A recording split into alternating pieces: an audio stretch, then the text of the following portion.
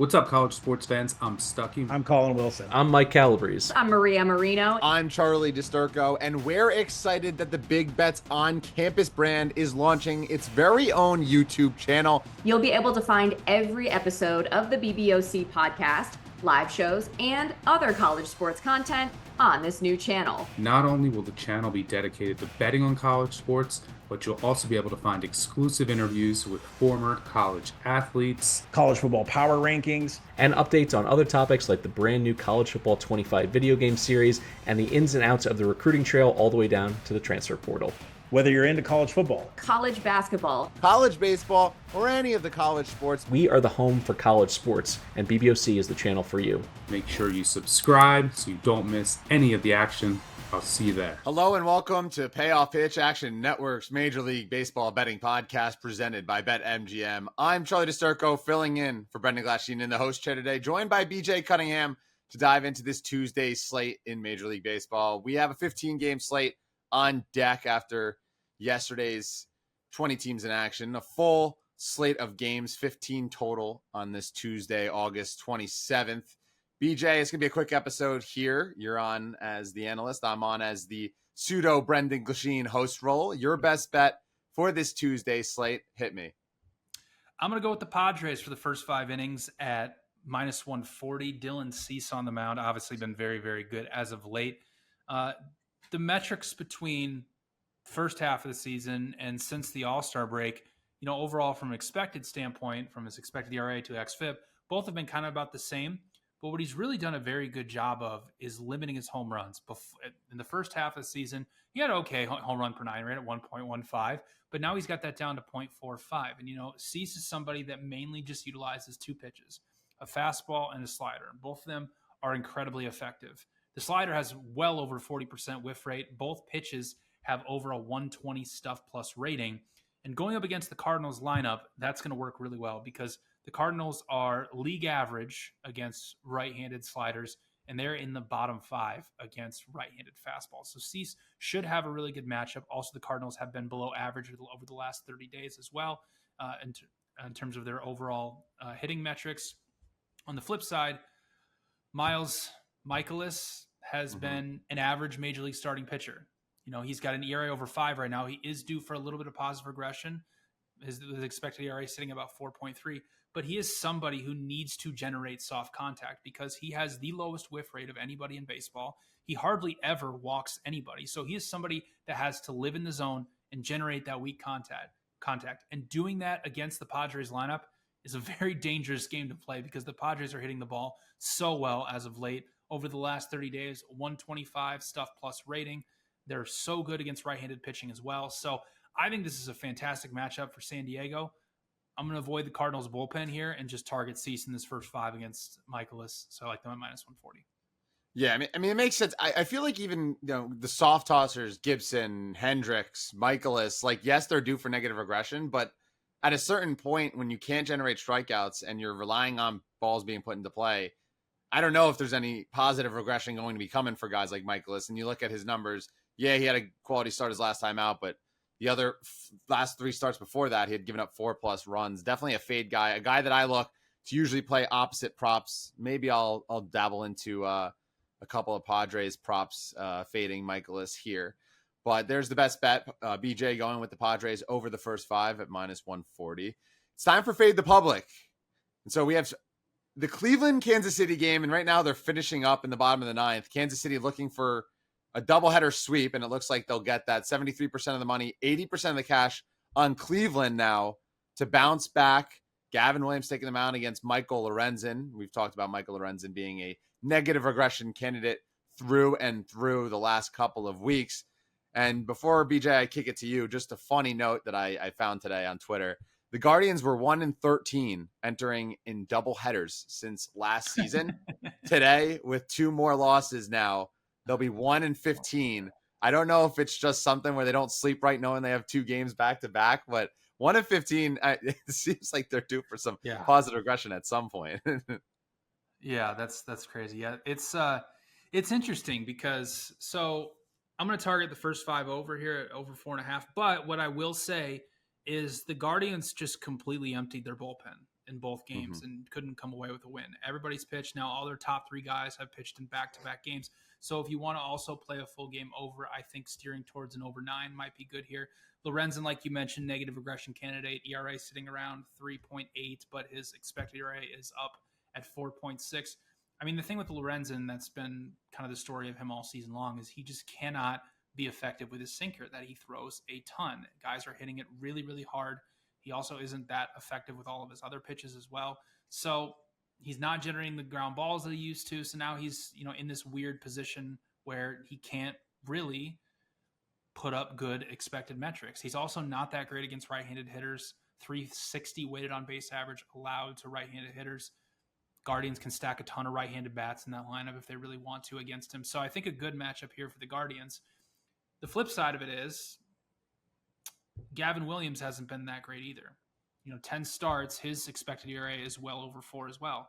His problem, so Gavin Williams has gone with the trend of everybody in Major League Baseball, where he's just throwing elevated fastballs over and over and over and over again. The problem is he's not really effective by doing that, because when he gets hit hard. And this is something I'm been waiting to happen for a lot of these pitchers who are just living up in the zone, throwing at not extreme velocity. Eventually, hitters are going to catch up to this, and they're going to get hit hard. And Gavin Williams is somebody that's kind of catching up with them. 378 expected weighted on base average allowed on his fastballs up in the zone. He's in the bottom 10 percentile in terms of expected weighted on base average on contact on those elevated fastballs. So somebody that could get hit hard by a lineup that can hit fastballs, and that's what the Royals can do. 6th best expected weighted on base average in baseball against right-handed fastballs. So a good matchup here for both offenses, and I'm just going to target them for these 2 starting pitchers for the first 5, projected 5.2 runs for the first 5. So I like over 4.5 runs for the first 5 at -120. Yeah, it's really interesting with Lorenzen too. You mentioned that he struggles with righties, and they're hitting over 800 OPS. The lefties, beware, 158 average and a 553 OPS. So some reverse splits for Lorenzen. But again, you mentioned the Guardians will know that. The Guardians more than capable to stack up a bunch of righties. And then, I also don't hate the full game over, first 5 over either. Both pitchers are fade candidates for me as well. But let's move on to your underdog of the day. And it's funny that, the team you're about to give out is the same one that Sean Zarilla went on last night for today. And that's backing the Chicago White Sox. Somehow in the dog days of August, we're looking toward the dumpster and going with the White Sox. Listen, I know over the course of the season that the White Sox have been the worst team in baseball. I know that. But they have their star pitcher on the mound, Garrett Crochet, who's been very, very good this season. Over the second half of the season, he's starting to develop a little bit of home run problem, walking a few too many guys. But still, overall for the season, 2.81 expected ERA. He's somebody who gets great extension on all of his pitches. All his pitches are really, really good as well. And, I was looking at it when I was preparing for this. And, if you just go over the last 30 days, of course, the White Sox have the second worst weighted runs created plus. But who's the third worst? The Rangers. Of course, the White Sox have the second worst bullpen xFIP over the last 30 days. But you know who has the third worst?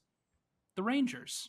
So the Rangers have not been hitting the ball, and their bullpen has been terrible. And now they're going to stick Andrew Heaney on the mound, who's been a very average starting pitcher. So if the Rangers don't have this extreme hitting advantage, they don't have this extreme bullpen advantage, and now the White Sox have a better starting pitcher on the mound, well, should the White Sox actually be underdogs? I mean, maybe for the full game, just because you could say the Rangers overall talent-wise have a way better lineup. But the way things have been trending over the last month, they haven't really been that much better. In fact, they've been down to the level of the White Sox. So I like the White Sox in both halves. For the first 5 at even money, and for the full game at +132. I think that, they're up 2-0 as we are recording this on the Tigers.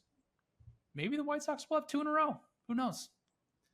The team to do it against is the Detroit Tigers. Well, I guess the winning today and then coming into tomorrow with the game against the Rangers. But the only thing that concerns me slightly is how they manage Garrett Crochet, which obviously you mentioned taking the both halves is also a good way to back yourself out. If in case the White Sox bullpen comes in and is just atrocious and the Texas Rangers are able to shut them down. But over the first 5 and the money line, White Sox, BJ, liking them, having value on Chicago for the second straight day. And looks like Zerillo, hopefully they hold on for Sean's sake to make maybe make it 2 straight days for payoff pitch, backing the ugly White Sox in the underdog segment.